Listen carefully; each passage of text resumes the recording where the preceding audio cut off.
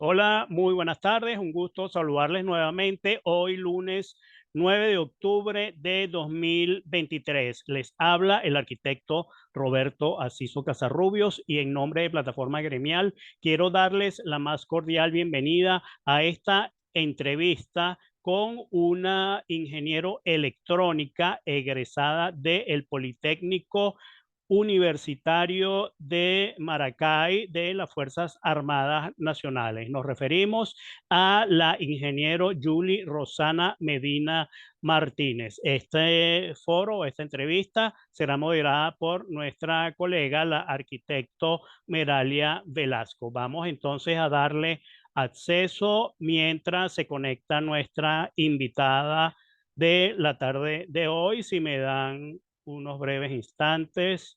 Vamos a darle entonces acceso a Meralia. Aquí estoy. Ok, Meralia, bienvenida, buenas tardes.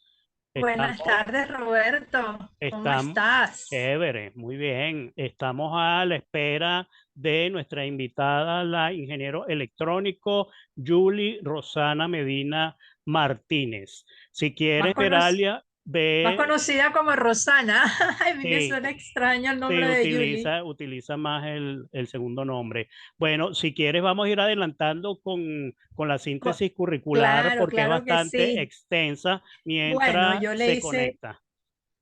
yo le hice una síntesis porque yo digo, hubiera llevado mucho tiempo, ¿no? Ir expresando, fueron 30, o son 34 años de ejercicio profesional y ella nos pasó el currículum completo, ¿no? Y entonces imagínate tú la cantidad de empresas, tanto públicas como privadas, en las cuales ella ha ejercido, se haría muy tedioso, ¿no? Para la Claro, audiencia. claro. Bueno, mira, Sí, aquí la tenemos. Vamos a darle acceso.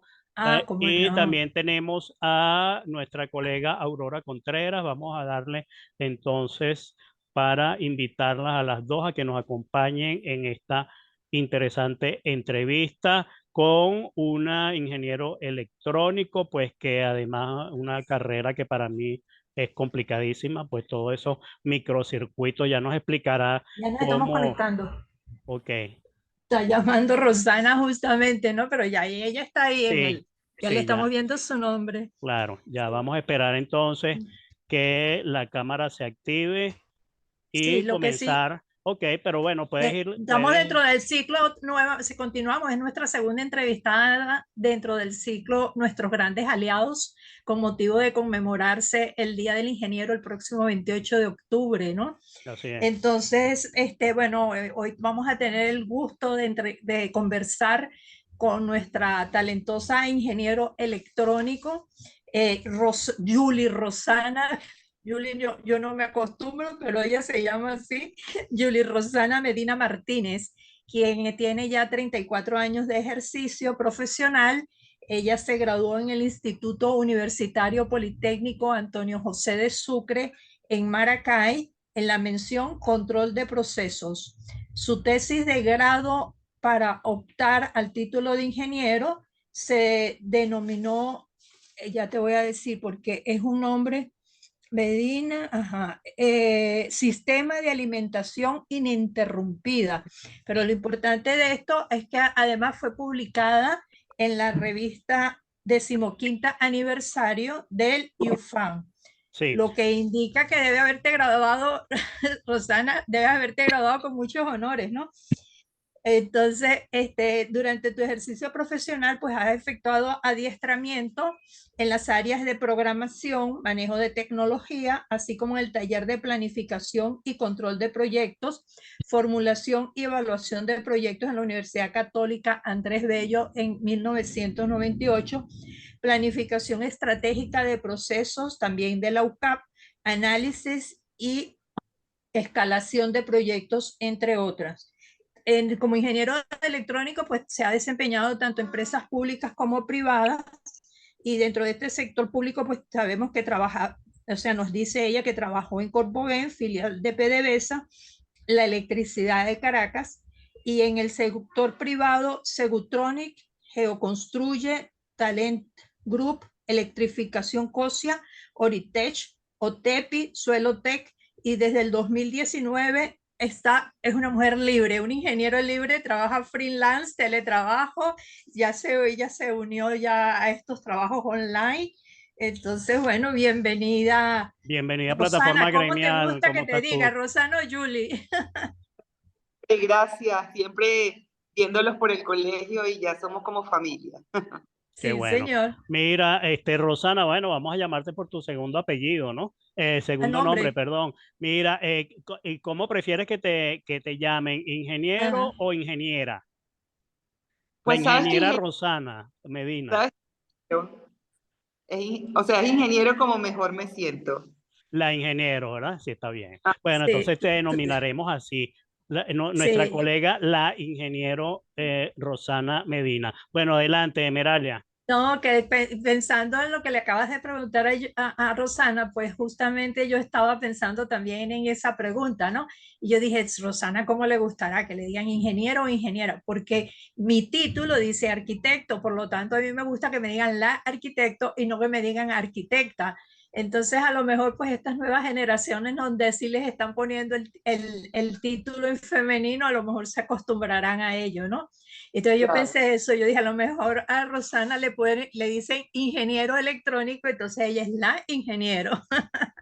Bueno, Rosana, bueno, cuando nos conocimos yo te eché broma porque la verdad que, bueno, ya estudiar ingeniería es complicado, ¿ok? Aunque nosotros como arquitectos sí nos dan algunas nociones de, digamos, hacemos como un cálculo previo o un predimensionamiento de la estructura, pero yo veo la ingeniería como una profesión complicada, tienes que hacer fórmulas, cálculos, matemáticas y bueno, y electrónica más, o sea, incluyéndole la electrónica más todavía. ¿Cómo, qué te motivó a ti a irte por esa especialidad de la ingeniería? Y después le doy paso a Meralia, porque siempre lo interrumpo. Sí, sí, se está pendiente algunas preguntas que uno siempre está diciendo, oye, dame más a cuánto somos mujeres, ¿no? Lo fácil o lo difícil del ejercicio en estas profesiones. Claro que sí. Bueno, mi profesión como desde tercer año era arquitecto. Ah, Esto es imagínate. esto es algo que yo debo decir porque, bueno, desde niña me gustó dibujar, tenía buen trazo, tenía todas esas cosas que uno piensa. Además que cuando fui creciendo, todo ese tema de cómo eran los edificios por fuera, su detalle, que a veces se combina un poco la escultura con la arquitectura. Entonces, bueno, muchas cosas me llamaban la atención de arquitectura y un primo mayor que yo, que ya no está en este plano, pero él tenía como 9 años más que yo y siempre quiso ser arquitecto, terminó siendo economista en la central. Pero para ir a mi historia, realmente para mí, lo del CNU, yo puse arquitectura en la central, ingeniería civil en la central y arquitectura en Mérida. Y caí en la segunda opción, que fue en la ingeniería civil en la central. Pero cuando salí en la lista, ya yo tenía como un término casi listo allá en Maracay. Yo viví 11 años en Maracay. Y yo, bueno, ya tenía como eso casi listo, aprobado. Yo digo, ¿para qué me voy a ir para atrás? O sea, era como incomodar a mi tía, meterle una mesa de dibujo en el apartamento que no era muy grande. Total que todo me llevó a seguir ingeniería. ¿Qué pasa? Cuando yo me inscribo en ingeniería en el UFAM, no había planillas de civil, que era lo más parecido a arquitectura, si se puede relacionar algo, pero yo decía, bueno, me dieron la de electrónica y yo la llené y la muchacha me dijo, cuando termine el básico, tú te puedes cambiar. Pero había tanta gente por civil, pero tanta. Y en aquella época que yo entré en el 82 en la universidad y yo vi que había recesión de la construcción, entonces yo me imaginaba vendiendo, no por nada más, pero puede tener un arquitecto, ¿no? Porque sí lo pensé, o de ingeniero, o de lo que fuera de la construcción.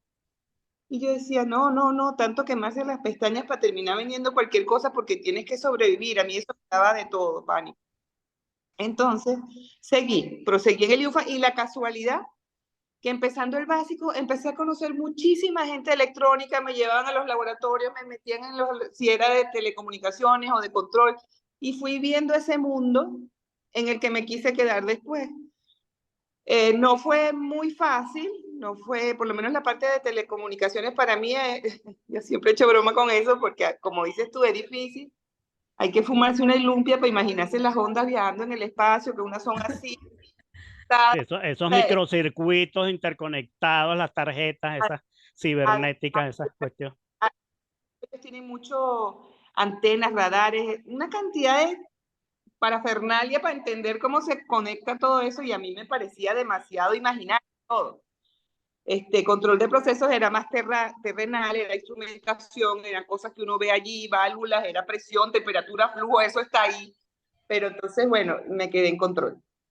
Porque habían también dos menciones, aunque te dan el título general electrónico, pero tienes las dos menciones. El UFAN era así, control o comunicación. Yo estudié control de procesos.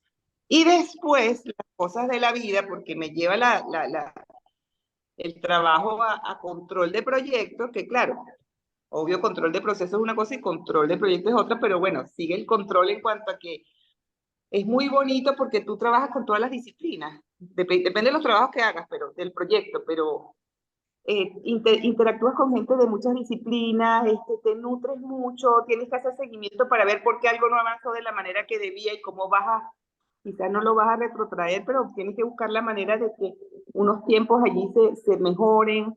Bueno, hay una cantidad de cosas que son súper interesantes. Y bueno, la profesión me llevó a trabajar con proyectos que me encantan.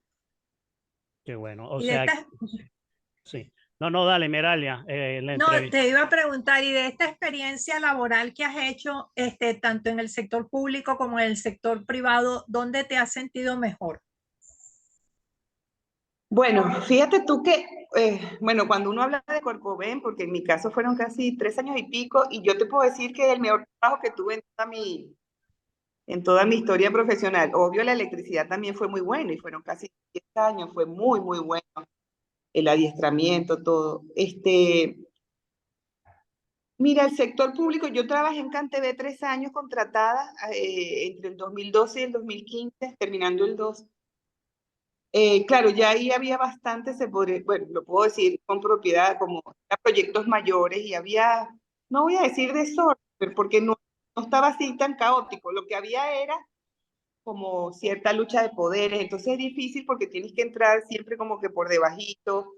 Es una cosa donde tu actitud natural no la puedes llevar porque tienes que como supeditarte a lo que hay en el ambiente, que no, para mí fue un aprendizaje, pero al mismo tiempo te diría que no me gustaría vivirlo de nuevo porque no eres tú. O sea, es como que te tienes que adaptar a lo que lleva la corriente, pero realmente te gustaría, pues, no porque no propongas cosas, sí te escuchan lo que tú puedas proponer, pero por lo menos en aquel momento, ahorita yo no tengo idea cómo está eso.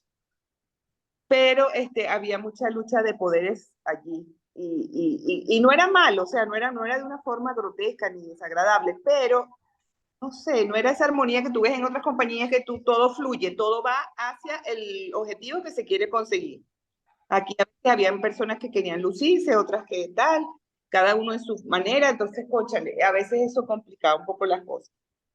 Decirte que prefiero, sí, prefiero de lo que yo he vivido, lo privado, y sin lugar a dudas, sin lugar a dudas. Pero bueno, fue por lo que me tocó vivir, pues quizás en su momento, muchos años antes, la empresa pública era muy buena, en los 50, en los 60, todo iba porque la gente también era profesional, o más Claro. profesional.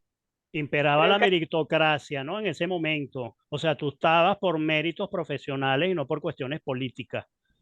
Exactamente, exactamente. Y Sí, bueno, todo te enseña algo, ¿no? Aunque tú digas que es lo peor, siempre hay algo que te deja bueno de alguna manera. y dentro de estas empresas privadas, ¿en qué áreas donde más te ha gustado ejercer?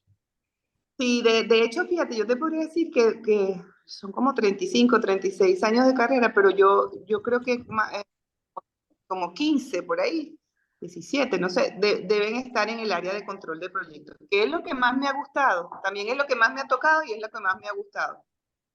Yo tuve la oportunidad de trabajar muy poco tiempo antes de entrar en PDVSA, pero me encantó, en una filial de Inelectra que se llama, bueno, todavía existe, creo que no, que era de procesos específicamente, de lo que yo había estudiado. Entonces me tocó ir a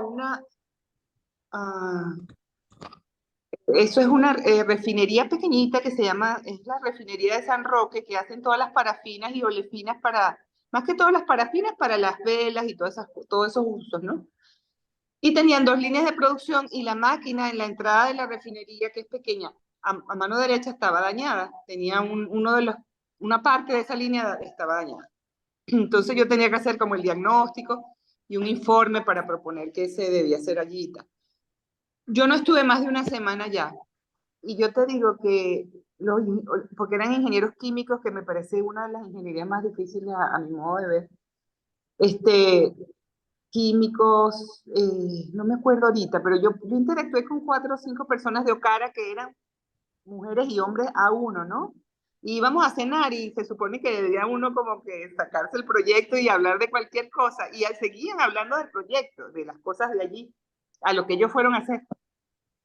Y yo estaba tan feliz, o sea, yo no, o sea, no me había pasado eso de tener a alguien tan profesional hablando, y para mí era como una escuela, o sea, yo los escuchaba, y si no sabía algo les preguntaba, y te digo, eso no se me olvidó, y yo hice mi informe, y luego el gerente que me lo recibió me dijo, lo que pasa es que tú en PDVSA vas a hacer un número, aquí no, aquí, bueno, y obviamente generalmente las consultoras pagaban, el sueldo era mucho mejor, la verdad. Claro, claro. Él me dijo así, y yo le dije, bueno, lo que pasa es que busco otras cosas además de, o sea, lo que está aquí es perfecto, pero busco otras cosas adicionales que no están aquí, y bueno, yo tengo que seguir este camino, pero entiendo lo que usted me quiere decir. Entonces, fíjate, y eso, profesionalmente hablando, fue una de las experiencias más enriquecedoras, que yo tampoco es que soy ingeniero químico, ni estoy en el campo, ni nada, pero sí me dejó como que todos estaban en su onda de estudio y de conocimiento, y eso me fascinó. Ya después, bueno, en Corpoven estuve con un grupo muy bueno, porque ellos hacían una cosa, a mí me encantó, que fue, ellos lo denominan, no sé si todavía, pero era automómetros, ¿no? Entonces nosotros teníamos unas áreas a automatizar. Justamente lo que yo estudié era automatizar. Y una de las cosas que más me pegó fue cuando dijeron que nuestro trabajo le iba a quitar trabajo a mucha gente. O sea, a mí eso me impactó, y además lo supe ya graduándome. Yo digo, coño, pero esto es horrible. Para mí fue así como que, Dios mío, ¿dónde me metiste que yo no quiero esto, no? Pero de todas maneras ellos siempre lo enfocaban como que, bueno, las personas iban a buscar a redirigir lo que hacían, que ahora lo van a hacer automáticamente. Y bueno, pero igual me quedó como la angustia. Entonces, esos automómetros eran súper interesantes, porque dependiendo de la instalación, por ejemplo, ellos hablaban mucho de plantas compresoras, de instalaciones grandes que habían por todo el camino por donde viajaba el petróleo. Todo eso se iba, sí, haciendo cada vez más automático, haciendo que unos operadores que antes estaban en sitio, ahora estaban en una sala de control y van a ver todo ahí en las pantallas. Entonces era ese cambio de cultura también, pero muy, muy interesante. Y ¿qué pasa? Porque uno también dice, bueno, yo tengo tantas instalaciones a automatizar, pero en la medida que va aumentando, que van pasando nuevos proyectos, ese horizonte de automatización va creciendo. Yo no puedo hablar de las primeras instalaciones como el horizonte cuando ahora hay más. Entonces, se hablaba como de etapas, porque tú no puedes agrandar lo que era tu primera meta y decir, no, ahora es otra. No, esa meta se mantiene para esta etapa. Después viene otra con nuevas instalaciones, no sé cuánto, a lo mejor más grande que la primera, y sigues contando. Y si a futuro más, así vamos. Pero no puedes, después que has dado un avance de automatización, irte para atrás, ¿no? Porque es que ahora el horizonte es más grande, eso no existe, ¿no? No se puede representar de esa manera. Pero siempre han sido como experiencias súper importantes. En los proyectos de la electricidad de Caracas, excelentes. Yo tuve desde líneas de transmisión, subestaciones grandes, o sea, a Tacoa iba mucho. Yo iba a Tacoa por lo menos una vez al mes, porque estábamos en construcción de generación y transmisión. Entonces, una vez al mes iba el que era como el jefe de generación y transmisión a ver cómo iban las cosas, cómo iban avanzando. Entonces, él anotaba, era muy interesante, porque aun cuando uno estaba como más al margen, porque daba la información, pero estaba uno ahí quedadito atrás, mientras los gerentes hablaban y discutían y lo que fuera, pero siempre era como muy dinámico todo, siempre había cosas que comprar.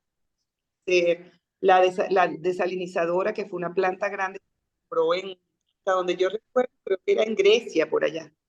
Tú Y se vino. viviste, disculpa, Rosana, tú viviste la tragedia de Tacoa, entonces. No estabas en Corpoelec. Fue antes, sí. No se había graduado. No, exacto, estaba como, creo que en Está bachillerato. chiquita. Oye, sí, eso fue terrible también. Y te voy a decir, yo he visto fotos recientes de Tacó y me da mucha tristeza porque eso es, desvalijaron, pero casi que por completo. Es una cosa muy triste, pero bueno. Sí. Sí. Que esperemos que Y no se repita nunca más, ¿no?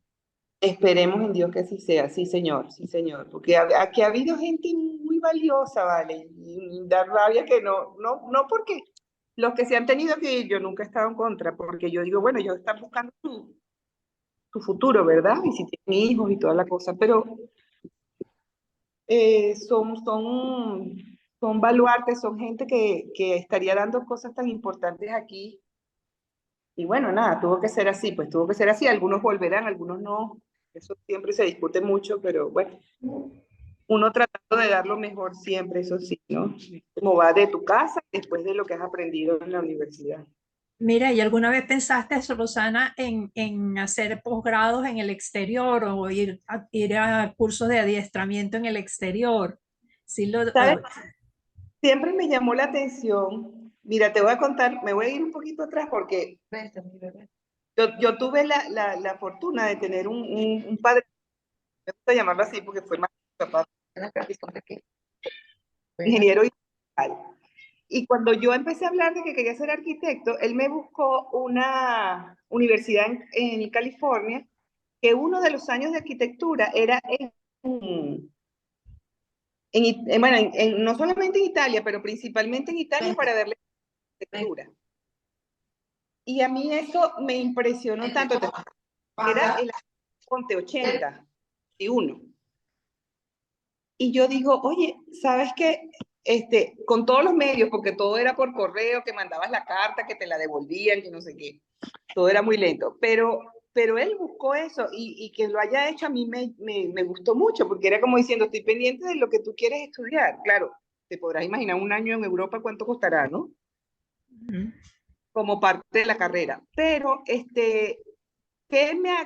siempre me llamó la atención, mira, yo con la Gran Mariscal de Ayacucho, presenté el examen y a mí me dieron una beca porque por esa especialización que yo en esa mención administración, era la Bicentenaria de Aragua, yo gané la B, o sea, me becaron y dependiendo de las notas, pues me exoneraban ellos me daban, me acuerdo, 7.000 bolívares mensuales, más o menos eso era lo que yo ganaba. O sea, que me era como una duplicación del sueldo, pero yo compraba mis libros, compraba lo que necesitaba para estudiar eso, esa especialización. Y te digo, presentando yo el examen para estudiar aquí, habían doctores, había gente, médicos ya, jóvenes, presentando para estudiar en Estados Unidos un posgrado o en cualquier lado del mundo. Yo, cónchale, qué maravilla.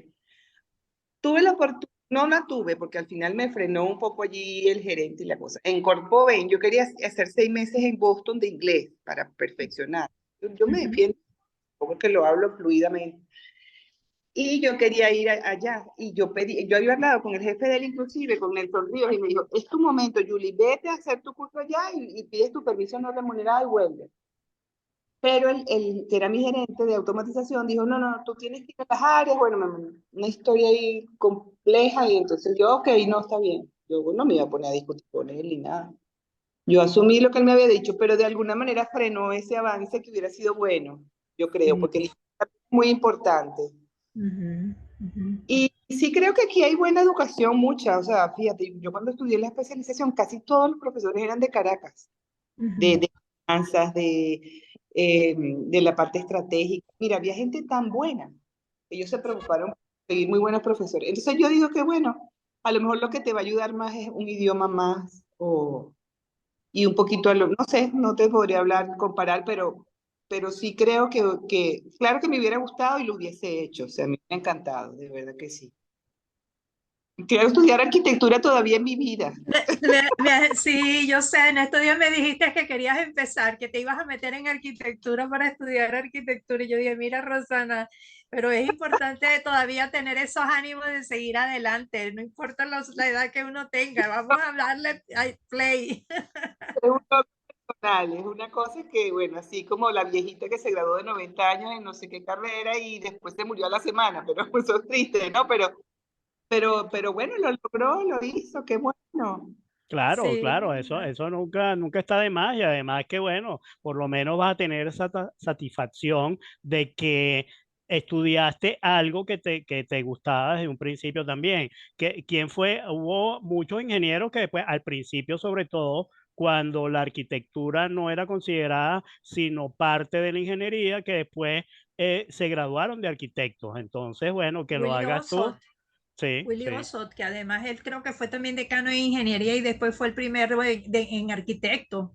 sí, sí, exacto. Y te pueden aclarar ciertas cosas, arquitectos también, entre los cuales están ustedes. Claro, claro, estamos totalmente Sí. a tu orden para cualquier duda al Gracias. respecto. Es que yo digo, como empiezan las cosas, yo cuando empecé a estudiar arquitectura, ya yo venía, que te lo había comentado, ya yo tenía estudios de ingeniería, porque yo había estudiado ingeniería en la Santa María mientras me esperaba llegar el cupo en la Universidad Central, ¿no? Y entonces ahí tenía ya mis 2 semestres, y por cierto que era la única mujer, yo era la única mujer en todos esos salones, tanto en matemática, física, todas esas materias yo era la única. ¿Qué tal te fue a ti, Julie? ¿O Rosana? Mira, éramos grupos pequeños, por ejemplo, cuando te hablo de telecomunicaciones y control, éramos como 12 cada grupo. En control éramos 2 mujeres y en telecomunicaciones eran 4. Y yo te voy a decir, yo me gradué en 5 años y 3 meses porque a mitad de carrera me quedó una materia que se llama mediciones eléctricas y el UFAN era tan estricto que de broma, para hacerte la verdad, me votaron. Solamente que como tenía buen índice, hicieron una reunión allí académica y me volvieron a reinsertar para empezar en enero. Entonces, claro, empezaba con algunas materias nada más, las que no me prelaba mediciones eléctricas hasta que volví a ver la materia. Pero te digo, no, o sea, del grupo ese con el que yo entré, que todavía eran menos, ellos eran como 10 cada grupo, o 8, algo así. Y también pasó parecido. Control eran 2 mujeres y el resto hombres. Y igual, y en Telecom eran 4 también. Pero sí, cuando empezamos el básico, porque eran como 7 secciones, yo te puedo decir que eran, yo no sé, máximo 7 mujeres, como mucho, habían salones que tenían menos. Y éramos más de 30, entre 30 y Sí. 40. Sí, 7 sobre mujeres. todo en esa área de la ingeniería, por lo menos antes. Ahorita sí que las mujeres hemos copado más esos cupos en ingeniería, bueno, y en todas las carreras realmente, ¿no? Pero siempre sí ha habido la cuestión de que en las carreras humanísticas han habido mayor número de mujeres que en las carreras técnicas. Y bueno, ingeniería ha sido una de ellas, igual que la arquitectura también. Y entonces, ¿y Sí. en el ejercicio profesional sentiste alguna diferencia por ser mujer? Mira, no, gracias a Dios, o sea, tuve, yo no sé si era un tema de, no lo puedo interpretar yo, pero entendía que había un respeto y un profesionalismo. Entonces, no, cada vez que tuve que hablar o decir algo, plantear algo, siempre fui escuchada con respeto. Gracias a Dios nunca tuve un...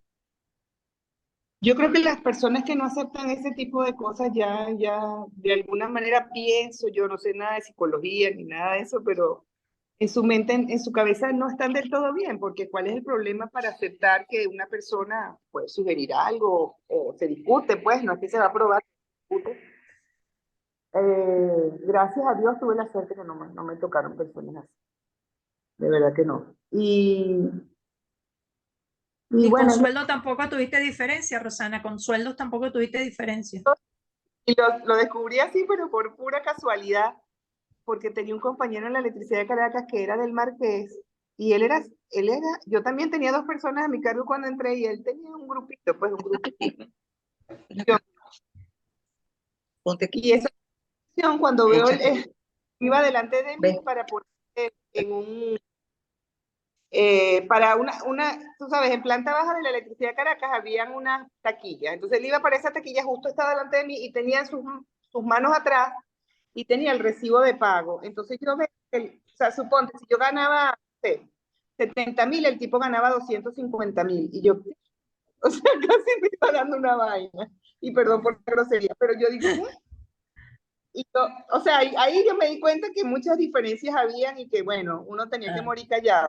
Yo entré en la electricidad aceptando 20.000 bolívares menos. A mí me pagaban en Ocara, filial de Inelectra, 20.000 bolívares más. Traté de negociar y hablé con mi jefe, mira, pero discútenlo a ver si por lo menos. No hubo manera, se transaron en ese monto y ese fue. Yo entré, creo, sí, de 110 bajé a 30.000. Claro, yo quería entrar en la electricidad, ese fue el pago, pero de verdad que con el cambio de entre nosotros, yo dije, bueno, yo entiendo que un hombre es el proveedor, la cosa, pero hay mujeres proveedoras y les toca llevar todo para su casa también. Claro. Y ese Yo creo que esa es todavía una conquista que nos falta recuperar, porque en muchos sitios eso todavía se está sucediendo, ¿no? Donde a las mujeres en los mismos cargos y a lo mejor hasta con mejor preparación y resulta que les pagan menos que a los hombres. es una cosa fuerte eso de cultura, porque yo digo que es cultural, me imagino que de toda Latinoamérica, ¿no? Probablemente. No, del mundo, eso es del mundo Sí, completamente. sí, es verdad. Es del mundo, fíjate esta muchacha que le acaban de dar el premio Nobel de la Paz, creo que es la 19ª mujer que acaba de obtenerlo y es justamente por su lucha en defensa de las mujeres iraníes. Ella le han dado muchísimos latigazos, ha ido a prisión como 14 veces, ha sido una cosa terrible y todavía anda luchando y le acaban de dar el premio Nobel de la Paz, justamente por eso, por la lucha en defensa de los derechos de la mujer. Bárbara, es un espíritu fuerte. Sí, sí, cómo no, claro que sí. Sí, Roberto se quedó pensativo. No, no, lo que pasa es que, bueno, claro, eso es relativo a lo que tú dices, pero yo trabajé en empresas como la Migal, por ejemplo, que las mujeres ganaban muy bien y a veces sobre lo que ganaban los hombres. O sea que puede ser, eso depende. Yo creo que la mujer se impone por sus conocimientos, sobre todo cuando son ese tipo de empresas profesionales muy especializadas que, bueno, que buscan precisamente la preparación y el conocimiento en la materia. Entonces, bueno, efectivamente, sí puede que haya algunos resquicios de discriminación, pero eso yo creo que la mujer pues tiene que también fijar posición al respecto. Y bueno, te quería preguntar, Rosana, que, ok, tú has pasado por todo, o sea, por la empresa pública, privada, has tenido todas esas experiencias que siempre te van dejando algo, digamos, en tu, tanto en la parte profesional como personal, pero ¿cómo enfrentaste el libre ejercicio? O sea, decir, porque no es lo mismo, efectivamente, y todos hemos pasado por eso, decir, bueno, ahora todo depende de mí, los clientes los busco yo, tengo que de alguna manera pues gestionar mi futuro. ¿Cómo hiciste al momento que dejaste de trabajar como empleada? ¿Y cómo viste ese panorama, pues, sobre todo ahora en esta situación, que todo el mundo, como tú dijiste, bueno, mucha gente está buscando vender algo, vender comida, delivery, lo que se le ocurra, pues, o lo que pueda. Sí, es Mira, nos verdad. quedan 3 minuticos. Bueno, rápido. Había gente que también había conocido yo en OTEPI, gente del área de control de proyectos, y entonces como que pasaban algún dato. Normalmente no es que, por ejemplo, yo tenía la infraestructura para hacer un control de proyectos y llevarlo sola aparte, sino que eran proyectos que ya iban en cierto avance y de repente decir, bueno, está esta coyuntura. Es como si yo hiciera el trabajo desde mi casa, pero realmente el freelance como tal, yo lo pongo así como para no dar mucha explicación, pero en realidad es que esas personas que ya tenían algo avanzado en proyectos y tenían que terminar de reportarlo, y porque tenía otros amigos que les había pasado, pues me contactaron con ellas y eso fue lo que hicimos. Pero realmente todo lo que es pago y cosas como tal ya se hacía directamente de acuerdo a los resultados que se presentaban. Pero no fue traumático, lo único eso, pues que tiene que llamar uno, que tiene que contactar a la gente uno para la información, etcétera. Pero sí, pero fue, digamos, algo que a lo que hubo que adaptarse, porque si no, como dices tú, había que vender cualquier cosa o hacer cualquier otra Claro, cosa. ya no hay 15 y último, o sea, todo depende de ti. Claro, tienes la ventaja de todo ese bagaje de preparación que tenías. Bueno, mira, nos queda un minutico, vamos a continuar en una segunda parte y nos conectamos a través del mismo enlace, ¿ok? Vamos Okay. entonces a cerrar esta parte, las esperamos. ¿En cuánto tiempo? Ya, te puedes En cortar. 2 minutos. Sí, no, dame 3 2 o minuticos. 3 minutos. Sí, ok, Dale. para reconectarnos a una segunda parte.